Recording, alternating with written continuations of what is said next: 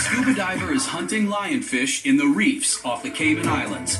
These venomous, striped fish are ferocious eaters and detrimental to the health of the reef. This invasive species has very few natural predators, and with climate change raising shallow water temperatures, the lionfish population is thriving.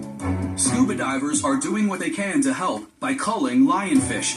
Problem here is, diver Jason Dimitri isn't alone. Something hit me, and it actually brushed my shoulder and hit my face. That something is a 6-foot reef shark, and it's suddenly on the attack. He went into a feeding frenzy mode and just started moving extremely fast. He was coming at me several times. I kept trying to use my bucket and my spear to hit him to just keep him away from me and keep me from getting bit. The shark isn't backing off. What do you do to survive this dangerous scenario? Now it's you, 70 feet under.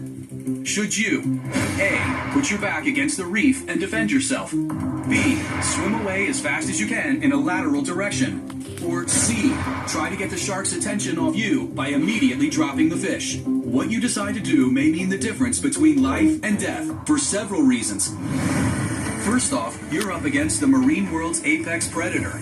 Sharks sit atop the food chain, and the oceans are their domains.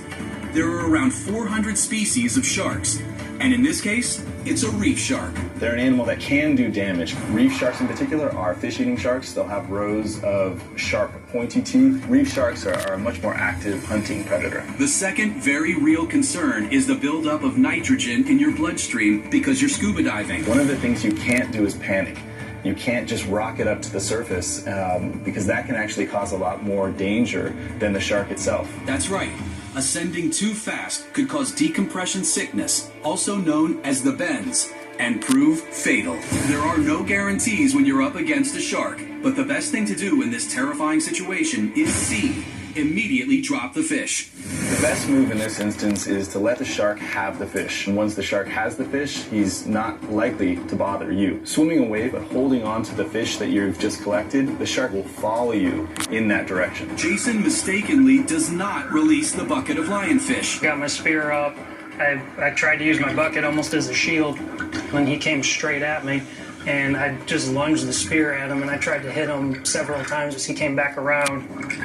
And I started swimming backwards, trying to put some distance in between the shark and I. And it was me against the shark. I just started thinking about my daughter, started thinking about my wife. My concern is always to get home to them. So, I mean, I knew that I was going to win this fight, and I wasn't going to let the shark get the best of me.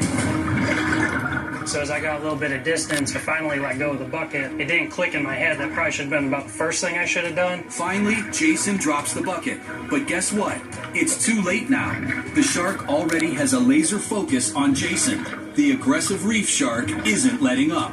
Now what? You're armed with a 2-foot-long spear. Where do you hit the shark to do the most damage? Do you aim for its nose, the gills, or its eyes? All three are highly sensitive areas, but which, if struck, will hopefully get a shark to back off immediately. If you said the nose or eyes, wrong. It's the gills. The gills on a shark are unprotected. In bony fishes, they're covered by a hard bony plate. In sharks, they're completely vulnerable. This reef shark isn't letting Jason just swim away. This thing needs to get away from me, and I need to get out of here. The only thing between me and him was a 2-foot spear. I lunged at him. I missed because he was so fast. When he turned around and went around the bucket again and came back at me, I was extremely surprised, and that's when I finally got a real good shot to his nose. I hit him in the nose, and that's when he left. While not the ideal place to strike, the hit to the nose, fortunately, was enough to get the shark to leave him alone. I was trying to calm my breathing down, and I immediately checked my gauges to make sure I hadn't come up too fast, and checked my air and everything else to make sure that I was okay. I think that I just scared it off. I hope I didn't hurt it. Me and him were having a little bit too close of a conversation. Luckily, Jason was not injured. He just got the scare of his life. Today, he still dives. Turns out, this close encounter piqued his interest in sharks, and he's got a healthy respect for the king of the deep. Hopefully, you never have to fend off a shark, but just in case, drop anything a shark might be going after. Never take your eyes off a shark. and aim for the gills to get it to back off.